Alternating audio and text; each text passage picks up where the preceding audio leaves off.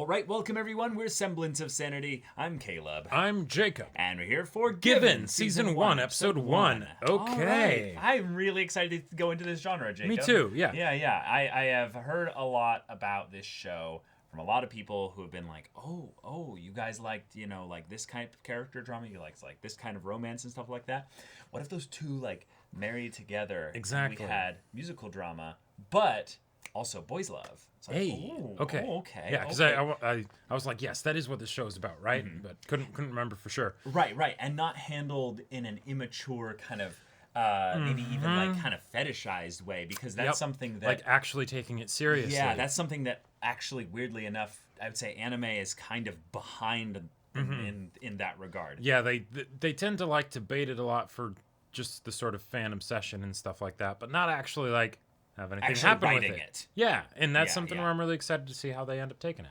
Yeah, and there has been a lot more anime, I would say, in the last 10 years or so that has moved in that direction, but still they're few and far between. Right. And if anything, they're more coming out in the last 2 or 3 years that are like that. So I'm really excited to get into this one. This is actually one of those things where I kind of know the premise and also the backdrop for the premise as well. So this is going to be interesting to seeing what kind of character struggles and individual motivations and stuff are going to be explored going into this, because that's going to be the part where I'm not going to have prior knowledge, right? Right, and we have seen a few musical romance shows before. We have, yes. So I'm curious to see what ways it's maybe done differently, because these characters are also, correct me if I'm wrong, adults, right? I'm not sure about that. Not positive on that one? Okay. I don't know their age. Gotcha. All I know is that they are boys, and there's a music connection that they share. Gotcha.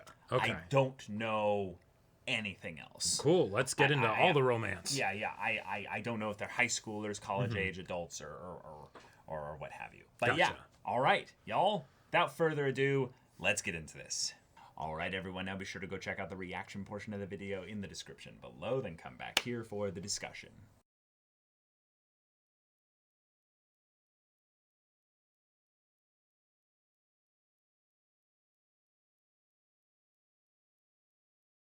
Oh, okay. Wow. Really warm, fuzzy, wholesome. Warm and start. Fuzzy. Sweet, very mellow. Yes, very so mellow. There was the one sort of emotional scare bit of thinking back to when Sato was thinking back to when he broke the strings. Yeah. But that's it. Other than that, it was just goofy antics and okay, you're sleeping in the stairwell. Mm-hmm. Okay. Yeah, we need to have these two meet. Yep. So, of course, they have a very, coincidental little serendipitous encounter that they both happen to nap at this place.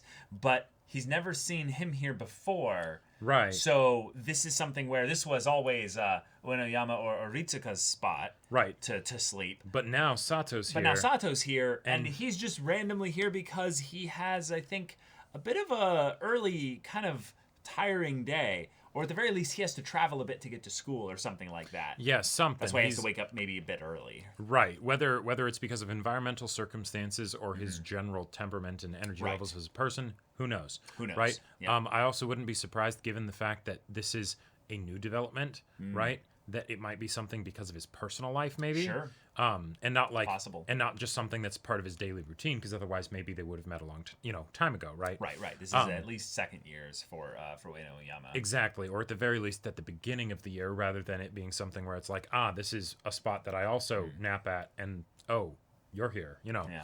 But okay. But all right, we have our reasons as to why they're going to fall for each other. It's very, very well set up. Yep. I'm almost wanting to call Ritsuka Ritsu in some ways. I really like the way his name almost seems to be not really hard gender coded, because I believe Ritsuka is... Yeah, there are a lot of anime characters. There's a lot of girls I know that have Ritsuka as a name as well, so that's kind of cool. But specifically the idea that he's bugged by the fact that this guy, Sato, is constantly in his space. Yep. After that little exchange they had, and where he's like, "Hey, this is a Gibson. Why aren't you taking care of it? Oh, I could fix it. Yeah, sure, I fix it." which is hilarious. That was perfect as such a simple little thing. Yeah, the OCD, but also I take care of my equipment. This is a fantastic guitar. It literally pains me to see it in this state. Yep. Yeah, it pained me. I have played the guitar when I was a kid.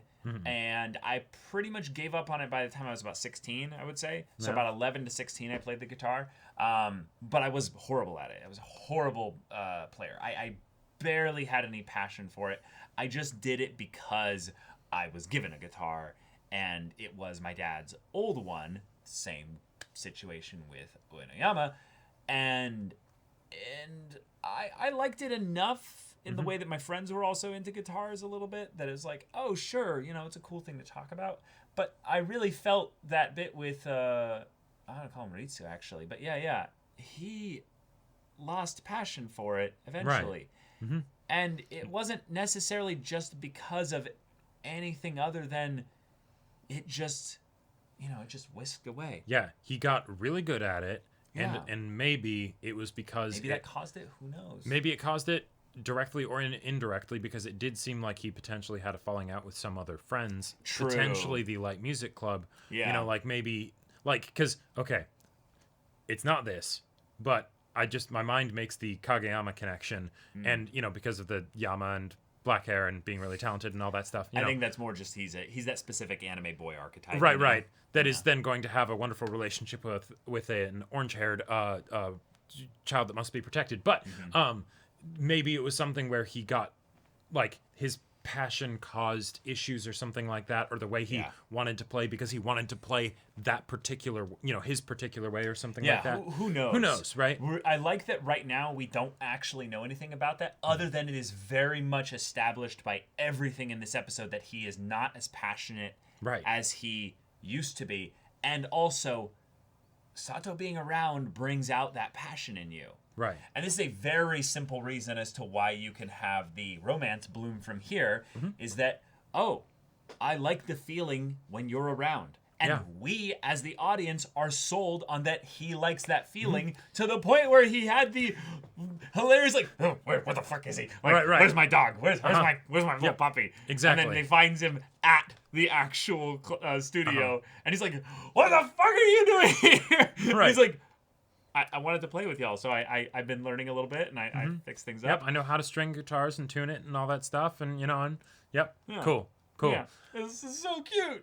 I felt like there were a lot of points where they could have easily thrown bakas onto, Uenoyama's lines, and it totally would have fit. Sure. They didn't do that, so that's fine. You don't have to. Maybe that's just a thing that they do in those anime, Jacob. Yeah, maybe this is one of those anime where it's going to be a lot more subtle. There's a part of me that wonders about that, because this is something that I really, really not just appreciated, but was impressed by with this episode. Is, again, for, granted, one core might have multiple seasons, but this episode had about 0 actual plot setups for this. It was like an entirely an emotional setup. Right? There was almost no concrete details about anything other than these are the two dudes he plays with, and he might join them. Yeah, he might join them and be the fourth. But everything else, we got some hints that there are details in their past or whatever, but we don't even necessarily know what it would be. And it's just that these are the emotional states that these characters are in right now. Love that. And this is how their emotional states change as a result of being together. It's almost like romances are forced to characterize their characters better than most stories, because if they don't, they have nothing. Entire thing. Yep. And that's one of the reasons why I love romances, even if I'm not necessarily in the mood for a romance in particular, because generally the characters are going to be a lot of fun. But so far, they're having all those little spark moments where they could be like, "Oh, that's a little." The head pat, the pulling him out of the way of the car. The car probably wasn't getting going really to hit close him. to his space and stuff like. Well, that might be all set up for just showing that they have physical attraction, basically. Right. So those moments there. mean more. Exactly.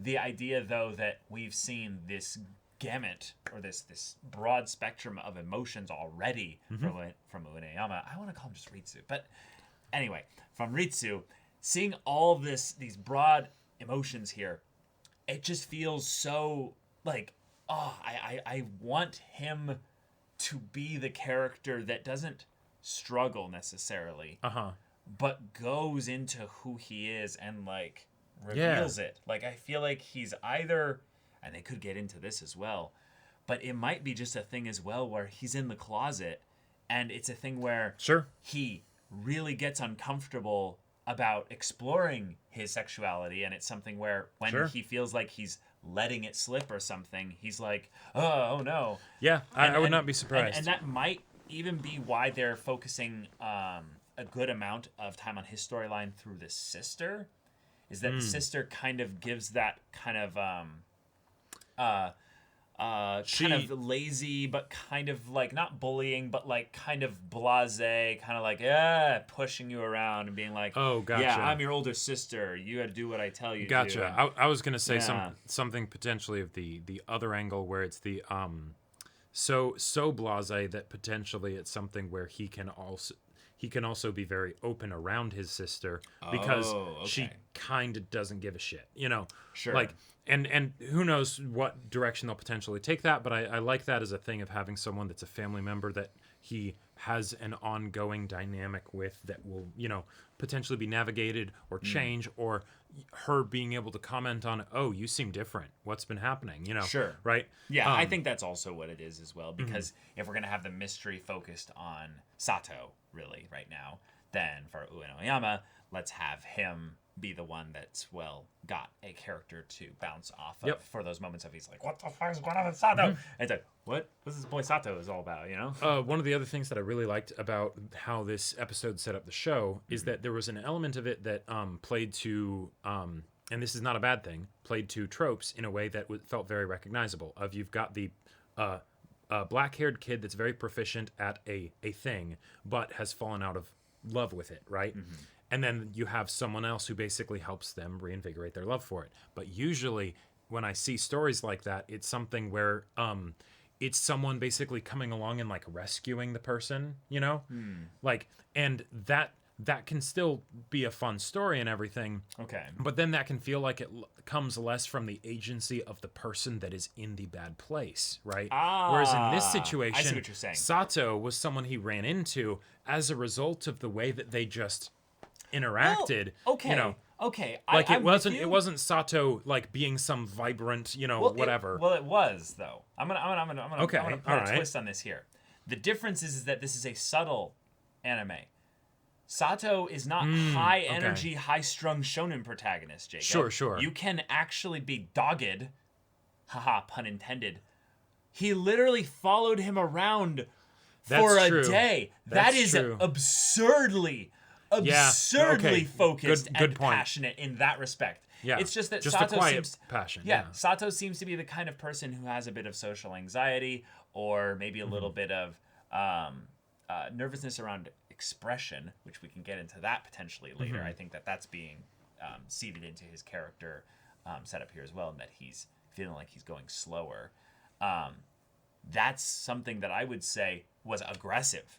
He actually followed him for so when much. He was specifically telling him not to. Right. Over and over and over again. Even when he was getting frustrated, which you could say is maybe something where, like, yes, there's the fun, adorable, sort of cute, you know, like anime thing and all that stuff, right? Right. But on the other hand, you could see that as potentially showing where Sato has been hurt in the past. Sure. Right? Because most people don't do that. Most people do not do that. And nope. generally that comes from not a place of emotional health. No. Yeah. No. There's an idea of attachment being something that is dependent, independent, or interdependent. And following someone, a singular person, around after they're trying to get you to stop following them. That's pretty dependent. Shows an air of dependency that is usually either a childlike thing, with the idea of him being compared to a puppy. Sure. Or an air of something where there's an element of fear or maybe a bit of a strong desire. Yeah, because dependency can be just fine for a time, you know, especially if you're depending on what kind of situation you're in, right? In the case of a child or say someone who doesn't know how to play the guitar, naturally you're going to be dependent. He is not going to be able to learn how to play the guitar very well if he just teaches himself, because then he'd probably, at best, he'd go through the same time of journey as Uenoyama had, right? Yep. But if he's with other people, then maybe he can learn a bit faster. Yep. And one of the things that I want to bring up as sort of a contrast for this is that a lot of the times when you have the more traditional like vibrant energy of like Sato, like if Sato was more of the one that was like, I have it all together, it seems, and I'll help you out, right? Yeah. Then you would have the reverse issue of potentially Uenoyama becoming dependent on Sato, and the fact that, I feel invigorated and more emotionally whole when I'm around this person, but it doesn't necessarily go both ways. And the fact that they set it up this way, where it's more that Sato is dependent on Uenoyama, but at the same time, Uenoyama, he does get a lot out of this, right? So there's that way that they can go from both being dependent to then being interdependent, and that can be that can be where romance comes in, right? Yep. Cool. I love it. I really love it. Yeah. As a first episode, it gives us just enough. Right. Just enough. Doesn't tell us much of what's going to happen, but more of showing why we are going to be interested in what happens. Yeah, the OP set up more of the plot than the actual first episode. Yeah. Other than the fact that we know now these are the two main characters that will have the love connection. Exactly. So, if not for the OP, I would this episode I would not have been surprised at all if this didn't have anything to do with concerts or anything like that, and it's just them playing together and having a good time and getting to know each other. But all right. Yeah. We do have the fact that Kaji is Ueno's sister's ex-boyfriend. Which was a nice little subtle thing there to be like, we're setting up a character that's going to come into play later, but also we're going to show how the band is connected to his sister, which means that all characters introduced thus far have a connection to each other. Right. Everything is a nice circle right here. Yep. And if we introduce anybody else, they're going to get a little absorbed into the circle.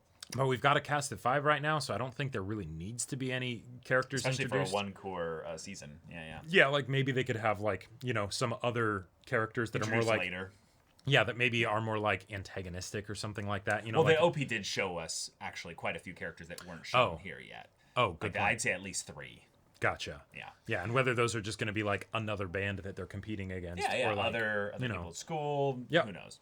But yeah, y'all, thank you so much for watching this episode's reaction and discussion. If you want to see the next episode's reaction and discussion right now, though, go check out the link in the description below for our Patreon. You can get on early access there. You can watch full-length timer reactions there, and all this comes with Discord access. You can chat with us in the community there about this show, about anime in general, and also be sure to check out our Twitch channel. We stream every weekday. The info's in the description. Yeah, so if any of that interests you, we'll see you there. But until then, we're Semblance of Sanity. I'm Caleb. I'm Jacob. And we'll see you all next time.